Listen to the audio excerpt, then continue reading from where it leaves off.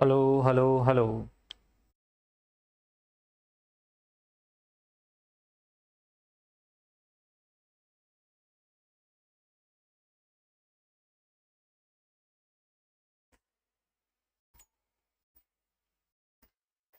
सो बच्चों, good afternoon. कैसे हैं आप लोग सब? इनफैक्ट गुड इवनिंग हो गई है अब तो।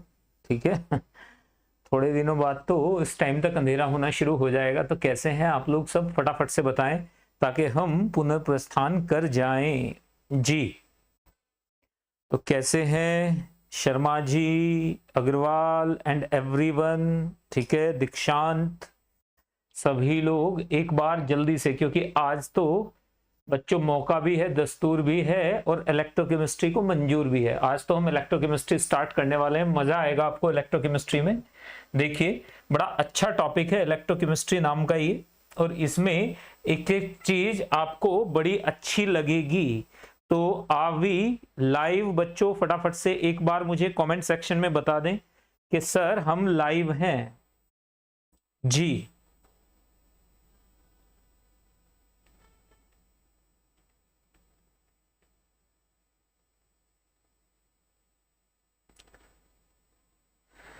फटाफट से एक बार जल्दी से बताइए कि क्या आप लोग मुझे सुन पा रहे हैं। जब तक आप लोग जवाब नहीं देंगे चीजों को, तब तक फायदा नहीं होगा। चलिए, कावेरी ने बोला है वेरी गुड इवनिंग, मतलब ठीक है। काफी देर के बाद बच्चों पता चलता है एज सच कोई और तरीका है नहीं ये पता करने का कि मैं आपको, या तो फिर मुझे ऐप में देखना पड़ेगा। यस, तो चलिए शुरू करते हैं। आज हम लोग बात करेंगे बेटे, किसके बारे में बात करेंगे? आज हम लोग बात करने वाले हैं इलेक्ट्रोकेमिस्ट्री के बारे में।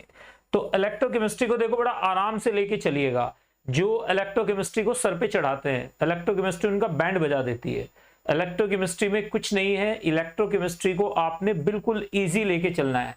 यहाँ पे सिर्फ 3 पार्ट में इलेक्ट्रोकेमिस्ट्री को हम लोग कवर करते हैं। वो तीनों पार्ट कौन कौन से हैं ये भी मैं आपको बताऊंगा। तो 3 पार्ट में इलेक्ट्रोकेमिस्ट्री को हम लोग कवर करेंगे। तो चलिए सबसे पहले बात कर लेते हैं इलेक्ट्रोकेमिस्ट्री में। ध्यान से देखिएगा, हम बात करेंगे ऑक्सीडेशन एंड रिडक्शन रिएक्शंस के बारे में। तो ये आपका पहला पार्ट होगा। पहला पार्ट ये नहीं है। इसके बाद हम लोग बात करेंगे इलेक्ट्रोकेमिकल सेल के बारे में, और बात करेंगे कंडक्टर्स एंड इंसुलेटर्स के बारे में, और इलेक्ट्रोड पोटेंशियल। आज का जो हमारा एजेंडा है वो यही है कि हम इन 4 टॉपिक के बारे में बच्चे डिटेल में बात करेंगे। बिल्कुल रिलैक्स रहिएगा। कोई भी बात आपको समझ में नहीं आती है तो आप बिंदास पूछें, ठीक है ना? तो अभी भी मैं वेट कर रहा हूं शर्मा जी के लिए कि शर्मा जी का भी कोई जवाब आ जाए ताकि मजा आए चीजों में। तो यहां पे देखिएगा, हमारे पास ऑक्सीडेशन रिडक्शन आ गया, इलेक्ट्रोकेमिकल सेल्स के बारे में हमने बात कर ली, कंडक्टर्स के बारे में हमने बात करनी है, और इलेक्ट्रोड पोटेंशियल के बारे में हमने बात करनी है। तो इलेक्ट्रोकेमिस्ट्री सबसे पहले होती क्या चीज है? इलेक्ट्रोकेमिस्ट्री में हम क्या करते हैं? केमिकल एनर्जी को इलेक्ट्रिकल में कन्वर्ट करते हैं, इलेक्ट्रिकल एनर्जी को केमिकल में कन्वर्ट करते हैं। यानी वो ब्रांच केमिस्ट्री की जिसमें inter conversion of electrical energy and chemical energy is dealt. मतलब we deal with inter conversion of electrical and chemical energy. मतलब बहुत सिंपल सा है। मैं आपको 4-5 पॉइंट्स बता देता हूं। प्री रेक्विजिट देख लीजिएगा एक बार कावेरी, थोड़े से प्री, हालांकि मैं कराऊंगा यहाँ पे, हम कोई एक्सक्यूज नहीं देंगे। यहाँ पे आपको थोड़ा सा रिडॉक्स के बारे में आइडिया होना जरूरी है, रिडॉक्स रिएक्शंस के बारे में थोड़ा सा आइडिया होना जरूरी है। आपको पता होना चाहिए हल्का सा एन फैक्टर के बारे में कि एन फैक्टर क्या चीज होती है। आपको थोड़ा सा ऑक्सीडाइजिंग एंड रेड्यूसिंग एजेंट के बारे में पता होना चाहिए। रेड्यूसिंग एंड ऑक्सीडाइजिंग एजेंट के बारे में पता होना जरूरी है। इसके अलावा आपको पीएच के बारे में लास्ट में मैं पढ़ाऊंगा। हालांकि पीएच का हल्का सा, तो ये प्री रेक्विजिट्स हैं। ये क्या है? Pre requisites. तो याद रखिएगा रेक्विजिट्स। तो ये प्री रेक्विजिट्स है। मतलब अगर आप ईमानदारी से इन 4-5 चीजों को पढ़ के आ जाते हो तो बाकी थोड़ा बहुत यहां पर क्या लगेगा? इक्विवेलेंट कॉन्सेप्ट लगेगा, इक्विवेलेंट कॉन्सेप्ट लगेगा और मोल कॉन्सेप्ट लगेगा। Equivalent concept and mole concept लगेगा। तो यानी इसमें एक्चुअल में ये चैप्टर इंडिपेंडेंट नहीं है। इसमें आपको 11th का बहुत भारी भरकम आना चाहिए। 11th अगर आपकी ठीक ठाक है तो तो ये चैप्टर आपको समझ में आता है, या फिर टीचर क्या करे, साथ में आपको 11th के पैरेलल पढ़ाना शुरू करे। तो एक बार आप मुझे कमेंट सेक्शन में बताइए कि इनमें से कौन कौन सी चीजों में आपका हाथ तंग है। एक बार कावेरी एंड मिस्टर शर्मा, तो शर्मा जी आप भी बताइए, कावेरी आप भी बताइए जल्दी से, ये बात बिल्कुल क्लियर है। इनमें से कौन से ऐसे टॉपिक है बेटे जिसमें आपको लगता है कि मुझे थोड़ा एडिशनल सपोर्ट की जरूरत पड़ेगी, उस टॉपिक को मैं स्लो लेके चलूंगा। हालांकि beginning should be very slow, क्योंकि चैप्टर 11th से रिलेटेड है, तो इसलिए थोड़ा स्लो ही चलेंगे हम लोग, ठीक है। जल्दी जल्दी जल्दी से एंथ्यूज वालों, अरे सारे के सारे बच्चे बताएंगे नहीं तो पता कैसे चलेगा भाई। तो यहां से देख लीजिएगा, चलिए मैं स्टार्ट कर लेता हूं, तो क्योंकि टाइम इज एवरीथिंग। सबसे पहले हम लोग बात करेंगे इंट्रोडक्शन में। इंट्रोडक्शन में ध्यान से देखिएगा, यहां पर हमारे पास क्या होता है, यहां पर इंट्रोडक्शन में इलेक्ट्रोकेमिस्ट्री में क्या होता है, यहां पर ध्यान से देखिएगा। अगर आप इंट्रोडक्शन में बात करें तो इंट्रोडक्शन में याद रखिएगा redox reactions, indirect redox reactions या डायरेक्ट रिडॉक्स रिएक्शंस। तो याद रखिएगा डायरेक्ट और इनडायरेक्ट, डायरेक्ट और इनडायरेक्ट रिडॉक्स रिएक्शन हम यूज करेंगे। Direct redox will be used through out, यही होगा for inter conversion. Inter conversion किसके लिए, इंटर कन्वर्जन, इंटर कन्वर्जन के लिए यूज करेंगे of electrical energy and chemical energy. Electrical and chemical energy के इंटर कन्वर्जन के लिए हम लोग क्या यूज करते हैं, एन फैक्टर में। मैं आपको एन फैक्टर बता दूंगा बेटा, एन फैक्टर में अलग से आपकी एक क्लास लेके एन फैक्टर को पक्का करा दूंगा, टेंशन ही नहीं लेनी आपने। अब यहां पर देखो, डायरेक्ट और indirect redox reactions will be used for inter conversion of electrical energy and chemical energy. मतलब इलेक्ट्रिकल एनर्जी को केमिकल में और केमिकल को इलेक्ट्रिकल में कन्वर्ट करने के लिए हम क्या करते हैं, direct and indirect redox reactions use करते हैं। अब ये क्या होती है रिडॉक्स रिएक्शन, जिसमें ऑक्सीडेशन और रिडक्शन साइमल्टेनियस हो रहा हो। अब ये तो हमें पता है कि रिडॉक्स रिएक्शन का मतलब क्या होता है, reduction can not occur alone. कहीं ऐसी जगह नहीं है बेटा जहां पर अकेले रिडक्शन हो जाए, कोई दुनिया में ऐसी जगह नहीं है जहां पर अकेले ऑक्सीडेशन हो जाए। अगर ऑक्सीडेशन होगा तो रिडक्शन होगा ही होगा, अगर रिडक्शन होगा तो ऑक्सीडेशन होगा ही होगा, क्योंकि ऑक्सीडेशन और रिडक्शन में होता क्या है, इलेक्ट्रॉन चेंज, ट्रांसफर। इलेक्ट्रॉन कहीं हवा में से तो आएंगे नहीं, हवा में से भी आएंगे तो हवा का ऑक्सीडेशन हो जाएगा। तो ये बात याद रखनी है, जो इलेक्ट्रॉन डोनर है वो ऑक्सीडाइज हो जाता है और जो इलेक्ट्रॉन रिसीवर है वो रिड्यूस हो जाता है। तो यहां पे हम रिडॉक्स रिएक्शन की बात करेंगे। सबसे पहले हमारे पास आ जाती है direct redox reaction. Direct redox reaction में क्या होता है, डायरेक्ट रिडॉक्स रिएक्शन में oxidation and reduction both are carried out in the same container. हमने सेम कंटेनर के अंदर क्या किया, ऑक्सीडेशन भी कराया और सेम कंटेनर के अंदर हमने रिडक्शन भी कराया। सेम कंटेनर के अंदर हमने ऑक्सीडेशन भी कराया और हमने रिडक्शन भी कराया। कैसे कराया रिडक्शन, डिस्प्लेसमेंट रिएक्शन। जब भी मेटल मेटल डिस्प्लेसमेंट रिएक्शन होती है वो रिडॉक्स रिएक्शन ही होती है, ये बात याद रखिएगा। जैसे मैंने क्या किया, मैंने यहां पर एक किसके अंदर, मैंने एक कॉपर सल्फेट के कंटेनर के अंदर यहां पर एक जिंक रॉड लगा दी।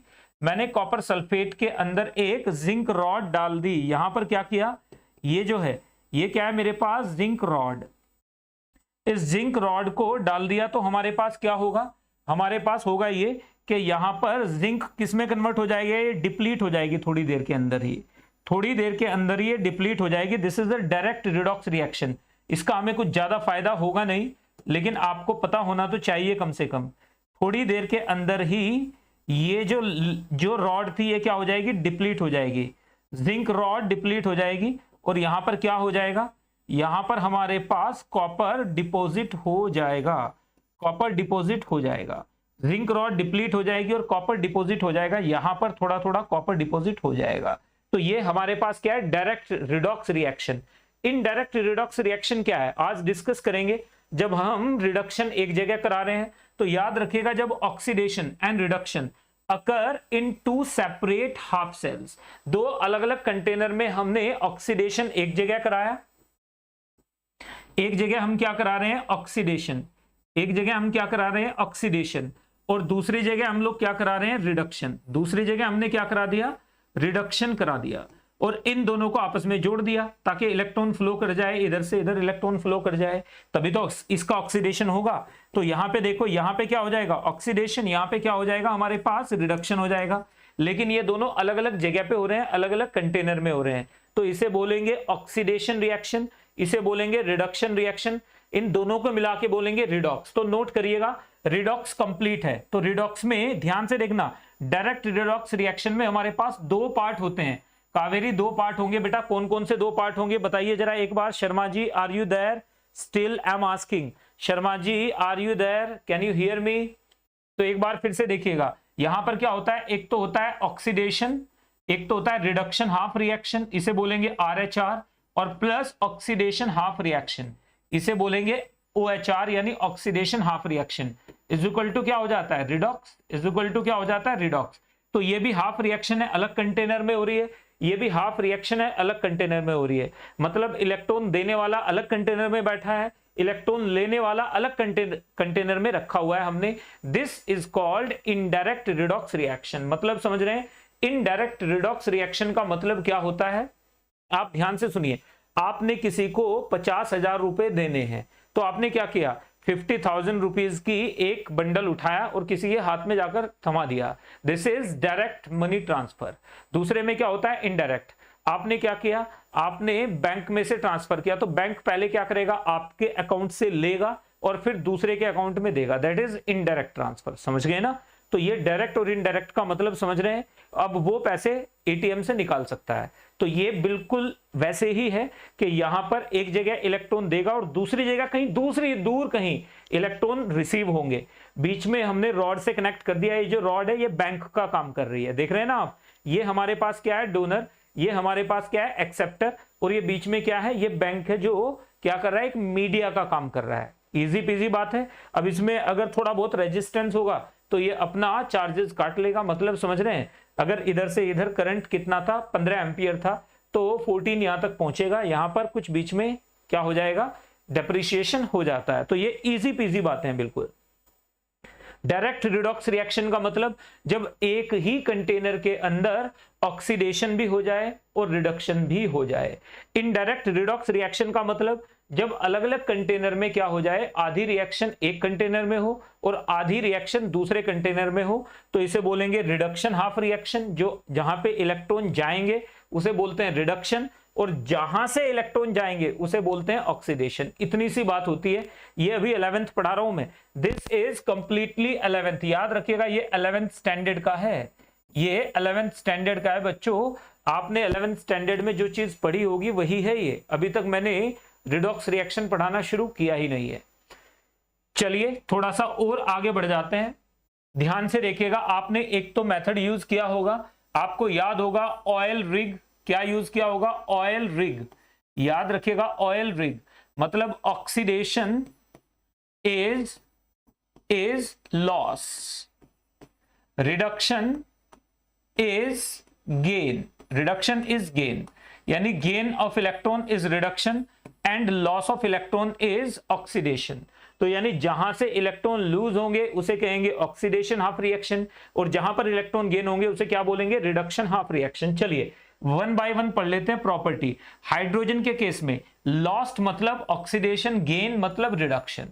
अगर हम ऑक्सीजन के लिए बात करें तो गेन मतलब ऑक्सीडेशन, लॉस मतलब रिडक्शन। आगे बढ़ जाइए, इलेक्ट्रॉन के केस में लॉस मतलब ऑक्सीडेशन, गेन मतलब रिडक्शन। अगर ऑक्सीडेशन नंबर की टर्म में बात करें तो इंक्रीज को क्या बोलेंगे, ऑक्सीडेशन, डिक्रीज को बोलेंगे रिडक्शन।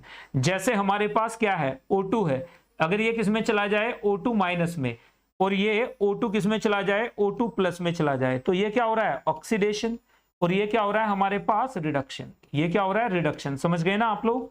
इजी पीजी ये बात बिल्कुल। यानी आपको हाइड्रोजन की टर्म में याद रखना है, अगर हाइड्रोजन का लॉस हो रहा है तो ऑक्सीडेशन है, गेन हो रहा है तो रिडक्शन है। ऑक्सीजन की टर्म में याद रखना है, अगर गेन हो रहा है तो ऑक्सीडेशन है, और अगर लूज हो रहा है तो रिडक्शन है। इलेक्ट्रॉन की टर्म में बात कर सकते हैं, अगर गेन हो रहा है अगर electrons are lost that is oxidation, electrons are gained that is reduction. अगर ऑक्सीडेशन नंबर के टर्म में बात करें तो अगर ऑक्सीडेशन नंबर बढ़ रहा है तो क्या बोलेंगे, ऑक्सीडेशन घट रहा है तो क्या बोलेंगे, रिडक्शन। तो हमें साफ साफ दिख रहा है यहाँ पे -1 हो गया, यहाँ पे 0 है और यहाँ पे +1 हो गया। तो हमें पता चल गया यहाँ पे घट रहा है तो रिडक्शन है, यहाँ पे बढ़ रहा है तो ऑक्सीडेशन है। इजी है बात बिल्कुल। कहीं कोई दिक्कत हो तो मुझे बताइए जरा, एक बार मुझे बताना इस वाली रिएक्शन में बच्चे Fe3+ चेंजिंग इनटू, ध्यान से देखना, Fe3+ चेंजिंग इनटू Fe3 8। बताओ इसमें ऑक्सीडेशन हो रहा है कि रिडक्शन हो रहा है? एक बार कावेरी जल्दी से लिख के बताइए। बताओ बेटा, यहां पर ऑक्सीडेशन है और रिडक्शन है, ऑक्सीडेशन और रिडक्शन, व्हाट, ये क्या हो रहा है? यहां पर ऑक्सीडेशन हो रहा है या रिडक्शन हो रहा है? आराम से सोच के बताइएगा। जल्दबाजी में अक्सर हम गलतियां कर देते हैं, तो हमें जल्दी में तो कोई काम करना ही नहीं है। कोई बात समझ में नहीं आए तो पूछिए। आपने मुझे बताना है इस क्वेश्चन में यहां पर ऑक्सीडेशन हो रहा है कि रिडक्शन हो रहा है। लेट मी चेक कि आपका जवाब क्या आया है बच्चे। तो यहां पर बच्चे ऑक्सीडेशन है कि रिडक्शन है, बताओ जरा जल्दी से। Kaveri, I am waiting for your answer बेटे। यहां पर ऑक्सीडेशन है कि रिडक्शन है? अभी बहुत स्लो चलूंगा मैं, पहले 2 लेक्चर अगर आपको समझ में आ गए तो मजा आ जाएगा, उसके बाद नस्ट इक्वेशन तो आपको आराम से समझ में आएगी।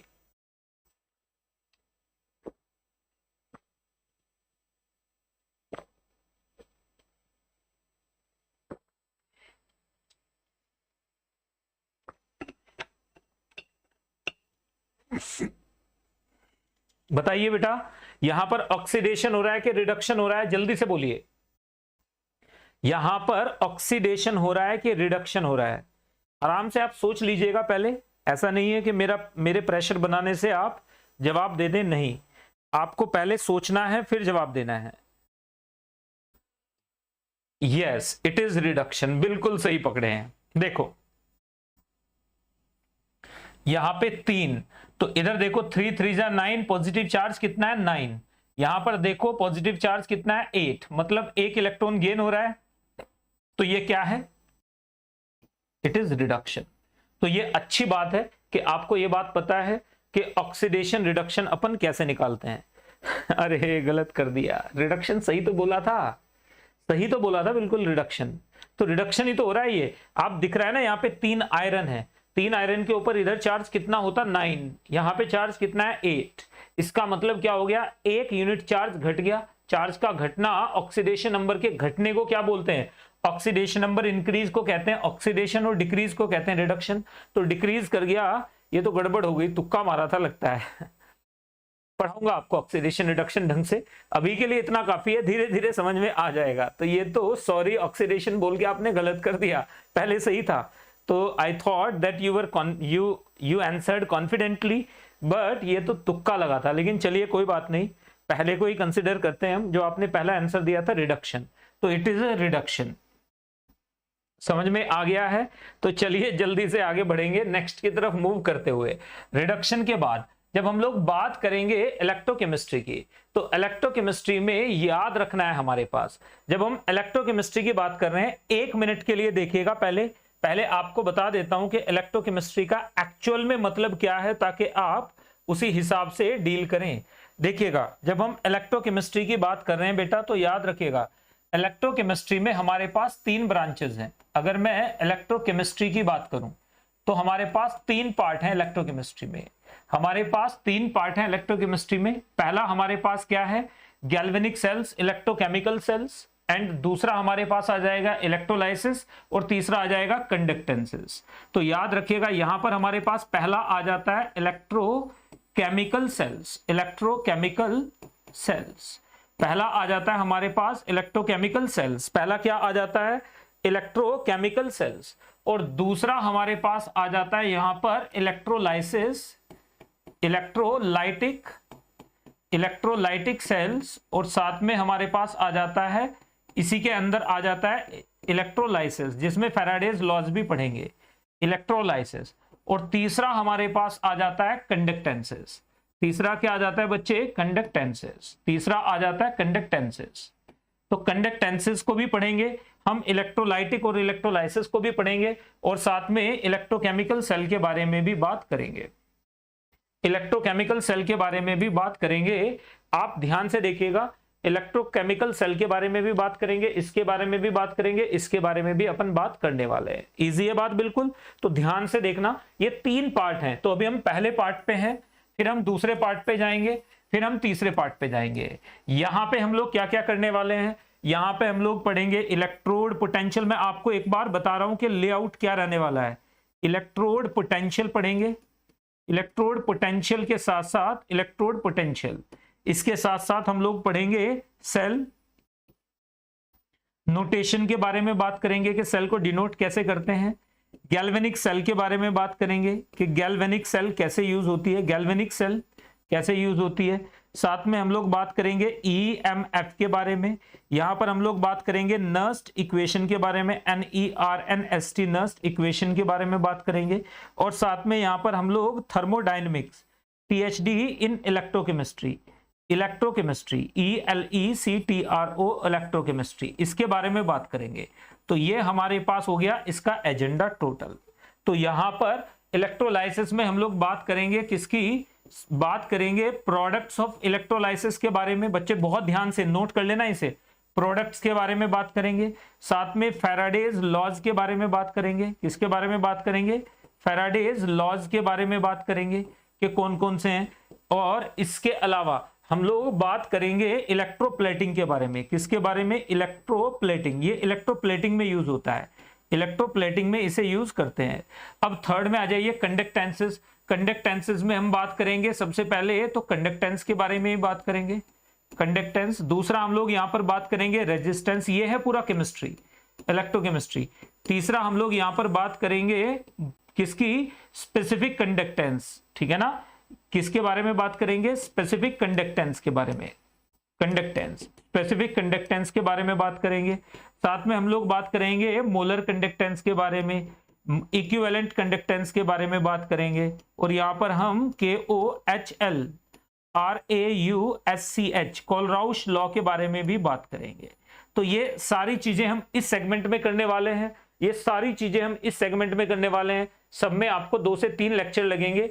इस वाले फर्स्ट वाले में आपको 3 लेक्चर में चीजें समझ में आ जाएंगी, इसमें आपको 2 से 3 लेक्चर में समझ में आ जाएगा, इसमें भी आपको 2 से 3 लेक्चर में समझ में आ जाएगा। इसके अंदर कुछ बैटरीज भी हैं, lead storage battery, nickel cadmium cell, nickel cadmium battery, mercury battery, ये सारी चीजें भी यहाँ पर हम चार्जेबल रिचार्जेबल बैटरीज भी यहीं पर पढ़ डालेंगे। ठीक है, क्लियर है बेटे बात बिल्कुल। चलिए तो शुरू कर लेते हैं, लेट्स गेट स्टार्टेड। तो ये मैं इसे हटा रहा हूं। अगर आपको लगता है कि इसमें कोई भी इश्यू है तो आप मुझे बता दीजिएगा, मैं उसको, ठीक है, यहां पर देखते हैं तो उसको हटाने की हम कोशिश करेंगे। चलिएगा नेक्स्ट की तरफ मूव करते हुए इसे पूरा अंडू कर देते हैं, वरना तो ये पूरा का पूरा यहां पर हमारे पास, ये पूरा का पूरा हमारे पास क्या हो जाएगा, ओरिजिनल बैकग्राउंड ले लेते हैं। जो भी था हमारे पास ओरिजिनल, नहीं व्हाइट तो नहीं ले सकते। चलिए तो इसे पूरा पूरा अंडू कर देते हैं जल्दी से, लेट्स, ठीक है, फटाफट से एक बार इरेजर से इसे पूरा हटा दिया हमने, उसके बाद बैकग्राउंड रिमूव कर देते हैं। चलिए तो यहां से हमारे पास, अरे भाई हट जा, ऐसा क्या है, तो चलिए इसे रहने ही देते हैं, हटाएं क्यों, तो रहने देते हैं। चलिए तो स्पेशल कंडक्टेंस के साथ साथ हमारे पास आ जाएगा लैम्डा मोलर, लैम्डा इक्विवेलेंट आ जाएगा। यहां से हमारे पास क्या आ जाएगा, कोलराउश लॉ आ जाएगा, KOHL RAUSCH कोलराउश लॉ आ जाएगा, कोलराउश लॉ आ जाएगा। तो ये हमें डिटेल में पढ़ना है, तो एक बार आप देख लीजिएगा, दिस इज द सिलेबस, ये आपका इसमें सिलेबस है, ये आपका इसमें क्या रहेगा, सिलेबस रहेगा, ये आपका इसमें क्या रहेगा, सिलेबस रहेगा, ये आपका इसमें सिलेबस रहेगा। तो आप देख लीजिएगा ये आपका इसमें सिलेबस रहेगा। अब हम नेक्स्ट की तरफ मूव कर जाते हैं बेटा जल्दी से। चलो सबसे पहले बात करते हैं कि कंडक्टर्स हमारे पास कौन कौन से टाइप के होते हैं, कंडक्टर्स हमारे पास कौन कौन से टाइप के होते हैं, इसके बारे में बात कर लेते हैं कि कंडक्टर्स हमारे पास कौन कौन से टाइप के होते हैं। कंडक्टर्स हमारे पास कौन कौन से टाइप के होते हैं, पहले अभी मैंने इलेक्ट्रोकेमिकल और इलेक्ट्रोलाइटिक सेल के बारे में बात नहीं की है, वी विल डू दैट। तो अभी आप इधर देखिएगा, तो कंडक्टेंस के बारे में अगर मैं बात करूं तो जरा एक बार ध्यान से देखिएगा, कंडक्टेंस के बारे में अगर मैंने बात की तो क्या आ जाएगा, कंडक्टेंस के बारे में अगर मैंने बात की तो क्या आ जाएगा।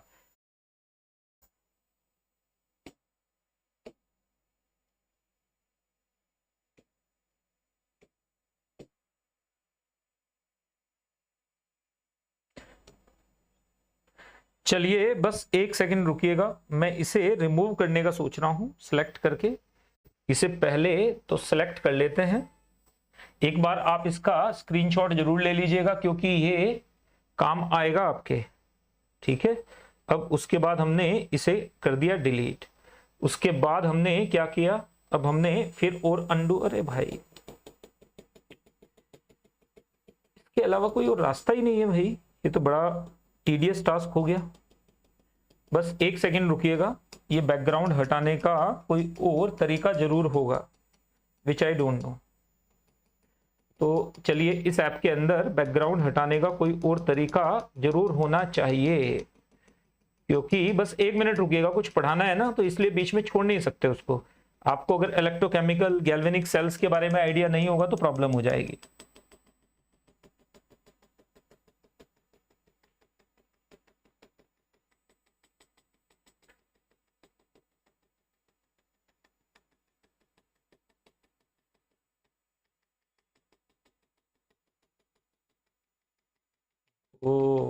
गो कोरोना गो।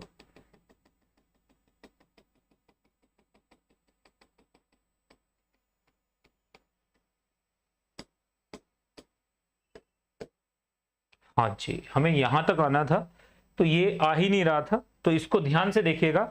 हमारे पास इलेक्ट्रोकेमिकल और गैल्वेनिक सेल के बारे में एक बार बात करनी थी, हमें ध्यान से देखिएगा। इलेक्ट्रोकेमिस्ट्री में हमारे पास क्या है, that branch of chemistry which deals with the inter conversion of electrical energy into chemical energy और vice versa is called electrochemistry. तो सबसे पहले हम लोग बात करेंगे इसकी डेफिनेशन की, कि डेफिनेशन क्या है। तो याद रखिएगा, वो branch which deals of physical chemistry, branch which deals with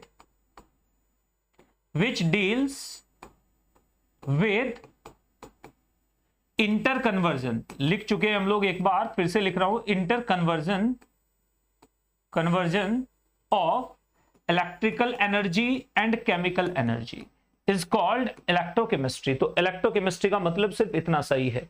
अब हमारे पास इलेक्ट्रोकेमिकल सेल्स क्या होती हैं और गैल्वेनिक और वोल्टिक सेल्स क्या होते हैं। याद रखिएगा, ये वो डिवाइस होते हैं विच कन्वर्ट, याद रखिएगा यहां पर क्या होता है, विच कन्वर्ट, जो कन्वर्ट कर देते हैं बेटा किसमें, कन्वर्ट केमिकल एनर्जी। यहां पे क्या हो जाता है, केमिकल एनर्जी, केमिकल एनर्जी को किसमें कन्वर्ट कर देते हैं हम लोग, केमिकल एनर्जी इनटू इलेक्ट्रिकल, जो केमिकल एनर्जी को इलेक्ट्रिकल में कन्वर्ट कर देते हैं, इलेक्ट्रिकल एनर्जी, जो केमिकल एनर्जी को इलेक्ट्रिकल में कन्वर्ट करते हैं उन्हें कहते हैं हम लोग इलेक्ट्रोकेमिकल सेल्स या गैल्वेनिक सेल्स कहते हैं। तो नोट कर लीजिएगा, ये सब के सब क्या कर देते हैं, एक बार फिर से मैं रिपीट कर रहा हूं, ये केमिकल एनर्जी को यूज करेंगे हम और इलेक्ट्रिकल एनर्जी बनाएंगे। तो जितना भी आपके घर में इन्वर्टर वाली बैटरी है, गाड़ी के अंदर जो बैटरी है वो भी यही काम करती है, इस घड़ी के अंदर जो लिथियम बैटरी है वो भी यही काम करती है, मोबाइल के अंदर जो बैटरी है वो भी यही काम करती है, वो भी क्या है, इलेक्ट्रोकेमिकल सेल है। इलेक्ट्रोकेमिकल का मतलब ये है कि केमिकल एनर्जी को इलेक्ट्रिकल में कन्वर्ट करने वाली सेल।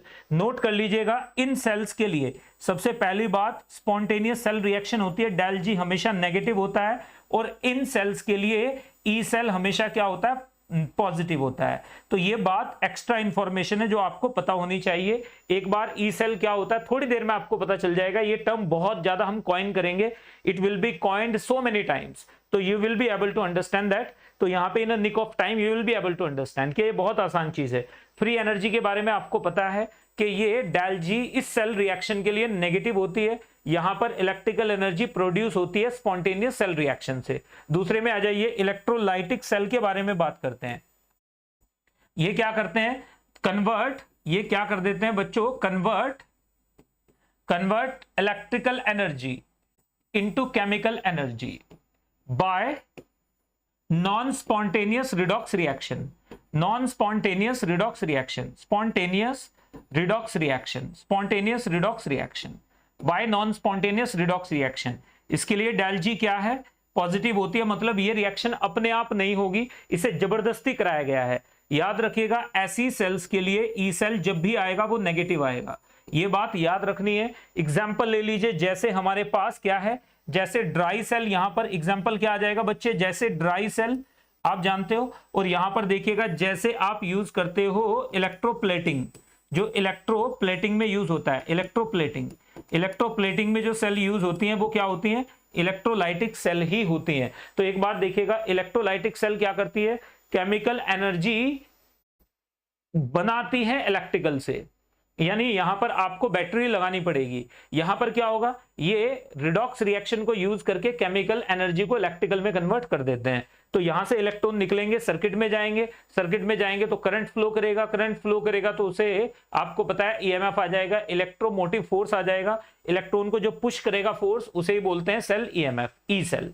ई सेल का मतलब that force which is responsible for the movement of electrons in external circuit is called cell EMF. Simple है बिल्कुल। तो एक बार फिर से देखिए, ये सोर्स की तरह काम करेंगे और इनमें हमें इलेक्ट्रिकल एनर्जी यूज करनी पड़ेगी, यानी ये सोर्स की तरह काम नहीं करते, इनके प्रोडक्ट बड़े काम के होते हैं। ये इलेक्ट्रोलाइटिक रिफाइनिंग में आपने देखा होगा, एल्यूमिनियम को रिफाइन करने में हम यूज करते हैं, हम यहाँ पर कॉपर को रिफाइन करने में यूज करते हैं, हम गोल्ड की, कई बार क्या होता है सिल्वर के ऊपर गोल्ड की प्लेटिंग कर देते हैं, पाइप्स के ऊपर निकल की प्लेटिंग कर देते हैं, उसके लिए हम इसे यूज करते हैं। तो ये इलेक्ट्रोप्लेटिंग में देखा होगा ना, वो चेन आती है रोल्ड गोल्ड वाली, सोने से कम नहीं, खो जाए तो गम नहीं, तो वही वाला फंडा है, वो इलेक्ट्रोप्लेटिंग वाला ही है। गोल्ड की 22 या 24 कैरेट गोल्ड की प्लेटिंग कर देते हैं, ऊपर एक लेयर चढ़ाने को बोलते हैं प्लेटिंग करना। बताइए जरा, एक बार इतने डिटेल में जा रहा हूं, इसके बावजूद भी कुछ बच्चों को चीजें गलबल लगेंगी। तो यहां पर देख लीजिएगा इलेक्ट्रोकेमिकल सेल का मतलब क्या होता है। अब हम नेक्स्ट की तरफ मूव करेंगे, बात करेंगे कंडक्टर्स की। कंडक्टर हमारे पास दो तरह के होते हैं शर्मा जी, कौन कौन से कंडक्टर होते हैं, एक होते हैं मेटालिक कंडक्टर और दूसरे होते हैं इलेक्ट्रोलाइटिक कंडक्टर। मेटालिक कंडक्टर क्या होते हैं, आप मेटालिक कंडक्टर देखा है कभी, मेटालिक कंडक्टर एक बार बताइए जरा मिस अग्रवाल, मेटालिक कंडक्टर कभी देखा है? आप एक्सपीरियंस करके देख सकते हो। अभी एक आयरन रॉड लीजिए और जो भी घर में अंदर कहीं इलेक्ट्रिकल सॉकेट हो उसमें यूं डाल के देख लीजिए, चप्पलें पहन के रखना, हल्का सा शॉक लगेगा। तो यहाँ पे अब जल्दी से आगे बढ़िएगा, एक्सपेरिमेंट करके देख सकते हो। तो 440 वोल्ट पे मत कीजिएगा, 200 तक चल जाएगा, तो लेकिन चप्पलें वगैरह कुछ पहन के रखना ताकि सर्किट कंप्लीट ना हो। तो यहां पर देखिएगा शर्मा जी, ये देखिएगा जरा एक बार मेटालिक के बारे में बात करें तो ये क्या होते हैं बच्चों, चार्ज कैरियर। यहां पे जो चार्ज को कैरी करते हैं एक जगह से दूसरी जगह तक, यानी यहां पर चार्ज कैरियर क्या होते हैं, इलेक्ट्रॉन्स होते हैं। इसका मतलब current flows from one point to another point due to movement of electrons. यहां पर क्या हो जाते हैं इलेक्ट्रोलाइटिक कंडक्टर्स में, यहां पर ions are charge carriers, cation और अनायन मूव करेंगे, कैथोड कटायन कैथोड की तरफ भागेंगे और अनायन एनोड की तरफ भागेंगे और वहां पर जाकर अपना चार्ज क्या कर देंगे, खत्म कर देंगे, विच इज कॉल्ड डिस्चार्जिंग। तो याद रखिएगा चार्ज कैरियर्स यहाँ पे क्या होते हैं, आयंस होते हैं। आयन होंगे तो मास होगा, मास होगा, इसका मतलब यहां पर मास क्या हो जाता है, चेंज हो जाता है, यानी सिस्टम की कॉन्सेंट्रेशन इधर से उधर बदल जाती है। यहां पर देखिएगा नो केमिकल चेंज, यहां पर कोई केमिकल चेंज नहीं होता है। आयरन रॉड या कॉपर रॉड को अगर आपने सर्किट में डाला है, ठीक है ना, और उसके बाद पानी में खड़े होकर उसको पकड़ के देखिए आप, तो आप देखिएगा कोई केमिकल चेंज नहीं होगा, ठीक है, लेकिन सब बोलेंगे कितना अच्छा था, ऐसे चलता था, ऐसे उठता था, ऐसे पड़ता था। नेक्स्ट पे आ जाइए, decomposition of electrolyte takes place, यानी जब हम इलेक्ट्रोलाइटिक कंडक्टर्स की बात करते हैं, NaCl में से अगर इलेक्ट्रिसिटी पास करेंगे मोल्टन में से, तो NaCl टूट जाएगा, किसमें, Na में और Cl2 में, समझ गए। वाटर में से पास करेंगे तो ऑक्सीजन में और हाइड्रोजन में टूट जाएगा, ऑक्सीजन और हाइड्रोजन बनाने का ये चंगा मेथड है। नेक्स्ट पे आ जाइए, नो ट्रांसफर ऑफ मास। यहां पर जब हम किसमें, मेटालिक कंडक्टर्स की बात करते हैं तो कोई भी मास ट्रांसफर नहीं होता एक जगह से दूसरी जगह। यहां पर क्या हो जाता है, क्योंकि आयंस मूव कर रहे हैं, आयन एक जगह से दूसरी जगह तक मूव कर गए, इसका मतलब मास अपने साथ लेके जाएंगे। आयन का कुछ ना कुछ तो मास होगा। अगर सल्फेट आयन मूव कर रहा है तो उसका मास है 96 ग्राम पर मोल, अगर जिंक आयन मूव कर रहा है तो उसका मास है 65 ग्राम पर मोल। तो मास मूव करेगा तो इसका मतलब क्या हो जाएगा, ट्रांसफर ऑफ मास हो जाता है। नेक्स्ट की तरफ बढ़ जाते हैं बेटा, एक बार फिर से देखिए, resistance is because of collision of electron with fixed metal atoms. जब इलेक्ट्रॉन मूव करेंगे तो फिक्स्ड मेटल एटम उनके रास्ते में आएंगे, तो रास्ते में रोड़ा बनेगा। दैट हिंड्रेंस, ये जो क्या होता है, hindrance created by the metal atoms, that is called resistance. यानी पाथ में जो भी हिंड्रेंस क्रिएट होगा उसे ही रेजिस्टेंस कहते हैं। तो इनमें रेजिस्टेंस किसकी वजह से होगा, फिक्स्ड मेटल एटम्स की वजह से होता है। यहां पर resistance is because of collision of ions with the solvent molecules and because of electrostatic attraction.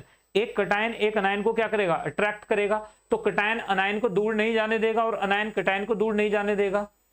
इसका मतलब वहां पे क्या होगा, इलेक्ट्रिकल हिंड्रेंस रहेगी। तो ये बात याद रखनी है, resistance will be due to attraction and due to collision of molecules with water और सॉल्वेंट मॉलिक्यूल्स। याद रखिएगा, आयंस के कोलिजन होंगे सॉल्वेंट मॉलिक्यूल के साथ, इसी वजह से क्या हो जाएगा, स्लो हो जाएगा प्रोसेस। तो ये बात याद रखनी है, ये आपको असर्शन रीजनिंग टाइप के क्वेश्चंस में पूछा जाता है जनरली। नेक्स्ट में आ जाइए, टेम्परेचर बढ़ेगा तो रेजिस्टेंस बढ़ेगा। अगर मेटालिक कंडक्टर को, अगर आयरन रॉड को आप हीट कर दो, बिल्कुल रेड हॉट कर दो, तो कंडक्टेंस नियरली जीरो हो जाएगी, करंट लगेगा ही नहीं। क्यों नहीं लगेगा, क्योंकि इलेक्ट्रॉन को फ्लो करने के लिए डायरेक्शन चाहिए। अगर आपने टेम्परेचर बढ़ा रखा है तो इलेक्ट्रॉन्स वाइब्रेट करेंगे, ऐसे इलेक्ट्रॉन ऐसे वाइब्रेट करेंगे तो इलेक्ट्रॉनिक हिंड्रेंस आ जाएगा to the flow of electrons. Electron flow नहीं कर पाएंगे एक जगह से दूसरी जगह। इसका मतलब अगर आप हॉट आयरन रॉड ले रहे हो तो वो कंडक्टर का काम लगभग ना के बराबर करेगी। इसमें क्या होता है, टेम्परेचर बढ़ेगा तो रेजिस्टेंस घटेगा तो कंडक्टेंस क्या होगी, कंडक्टेंस यहां पे बढ़ जाएगी। यहां पे क्या होता है, टेम्परेचर बढ़ता है तो रेजिस्टेंस बढ़ता है, तो कंडक्टेंस क्या हो जाती है, इनकी कम हो जाती है। एग्जाम्पल लीजिएगा, इनमें रेजिस्टेंस क्या होता है, बहुत कम होता है। जनरली इनमें रेजिस्टेंस बहुत कम होता है। कॉपर में रेजिस्टेंस, सिल्वर क्या है, सबसे बेस्ट कंडक्टर है इलेक्ट्रिसिटी का अमंग ऑल मेटल्स। अलॉयज की बात नहीं कर रहा हूं, मेटल्स की बात कर रहा हूं। यहां पे देखिएगा हाई रेजिस्टेंस, इनमें रेजिस्टेंस जनरली ज्यादा होता है, इनमें रेजिस्टेंस कम होता है। अगर मैं इनके एग्जांपल्स आपको दूं, जैसे कि आयरन है हमारे पास, जैसे कि सिल्वर है हमारे पास, जैसे कि कॉपर है हमारे पास, कॉपर जैसे कि गोल्ड है हमारे पास, या फिर आप कोई भी ले लीजिए, क्रोमियम है, सोडियम है, दीज आर मेटालिक कंडक्टर्स, सारे के सारे मेटालिक कंडक्टर्स हैं। अगर मैं बात करूं यहां पे इलेक्ट्रोलाइटिक कंडक्टर्स, जैसे कि NaCl लिक्विड, जैसे कि H2OH+, जैसे कि CaCl2 एक्वस, जैसे कि K2SO4 एक्वस, ये सारे के सारे क्या हैं, these all are aqueous, these all are, ये सब के सब क्या है बच्चे, नोट कर लीजिएगा, दीज ऑल आर, ये सारे के सारे क्या है, ये सब के सब इलेक्ट्रोलाइटिक कंडक्टर्स हैं। इलेक्ट्रोलाइटिक कंडक्टर्स अलग होते हैं, मेटालिक कंडक्टर्स अलग होते हैं, उनकी प्रॉपर्टीज अलग अलग होती हैं, तो इनके बारे में डिटेल में बात करेंगे। खैर चलिए आगे बढ़ जाते हैं, बात करेंगे इलेक्ट्रोकेमिकल सेल्स के बारे में। अब हम यहां से इलेक्ट्रोकेमिस्ट्री, अभी तक मैंने आपको जो भी बताया वो सारा 11th का था, प्री रेक्विजिट था, अभी तक 12th हमने स्टार्ट नहीं किया था, अब से स्टार्ट है 12th का ये इलेक्ट्रोकेमिस्ट्री। तो एक बार देखो, what are electrochemical cells. Electrochemical cell को अगर गैल्वेनिक सेल भी बोल दो तो चलेगा। यहां पर देखिएगा, electrochemical cell, what is it, it is the device which converts chemical energy into electrical energy through redox reactions, through indirect redox reaction. किसके थ्रू, indirect redox reaction, indirect redox से ये कन्वर्ट कर देती है। तो एक बार जरा ध्यान से देखिएगा, ये रहा आपके सामने, यहां पर देखो मैं आपको प्रैक्टिकल बात बता रहा हूं, प्लीज नोट कीजिएगा। हमने जिंक को किसके कांटेक्ट में रख दिया, कॉपर के कांटेक्ट में रख दिया। जिंक रॉड को हमने कॉपर के कांटेक्ट में रखा। ये क्या है, हमारे पास जिंक रॉड है, इस जिंक रॉड को हमने कॉपर सल्फेट के अंदर डिप कर दिया। कॉपर सल्फेट के अंदर डिप कर दिया तो आपको याद रखना है, देखो मैं एक पहली बार एक टर्म कॉइन कर रहा हूं, इसको ध्यान दीजिएगा। तो हमारे पास क्या है, कॉपर +2 की इलेक्ट्रॉन लेने की टेंडेंसी, इलेक्ट्रॉन लेने की टेंडेंसी एबिलिटी, इलेक्ट्रॉन लेने की एबिलिटी नॉर्मल कंडीशन में Zn+2 से ज्यादा है, से ज्यादा है, याद रखिएगा से ज्यादा है। तो ये क्या करेंगे, ज्यादा है तो कॉपर जिंक से इलेक्ट्रॉन छीन लेगा, जिंक से कॉपर इलेक्ट्रॉन छीन के क्या बना देगा, बना देगा Zn2 प्लस कॉपर, ये बना देगा।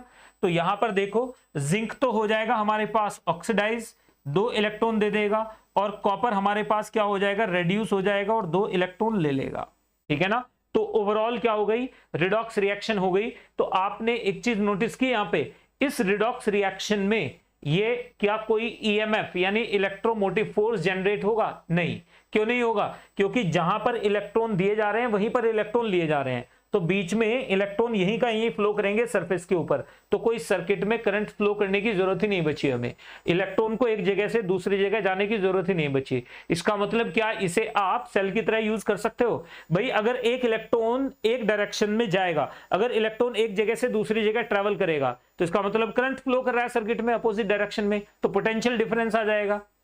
तो क्या आ जाएगा हमारे पास इलेक्ट्रिकल एनर्जी आ जाएगी। इलेक्ट्रिकल एनर्जी क्या होती है? QV। इलेक्ट्रिकल एनर्जी क्या होती है? Q मतलब चार्ज, है ना, जो चार्ज फ्लो हुआ है, फ्लोड, और साथ में क्या आ जाएगा, इनटू V, पोटेंशियल डिफरेंस, यही होता है ना इलेक्ट्रिकल एनर्जी। इसका मतलब आप केमिकल एनर्जी को इस कंडीशन में इलेक्ट्रिकल में कन्वर्ट नहीं कर सकते। मजा आएगा अगर आप थोड़ा सा ध्यान दोगे तो आपको समझ। अभी तक कोई बात ऐसी जो ना पल्ले पड़ी हो, कोई एक ऐसी चीज कि सर इलेक्ट्रोकेमिकल सेल, अभी मैं बाय डेफिनेशन बात कर रहा हूं सिंपल। इलेक्ट्रोकेमिकल सेल क्या होती है? एक डिवाइस होती है, अब वो कैसे करती है ये मैं पढ़ाऊंगा अभी। विच converts chemical energy into electrical energy, एक डिवाइस जो केमिकल एनर्जी को इलेक्ट्रिकल में कन्वर्ट करती है उसे कहते हैं गैल्वेनिक सेल। तो अगर मेरी बात समझ में आ तो चलो मुझे बता, जल्दी से बोलिए कि बात बिल्कुल क्लियर। तो यहां तक क्लियर है?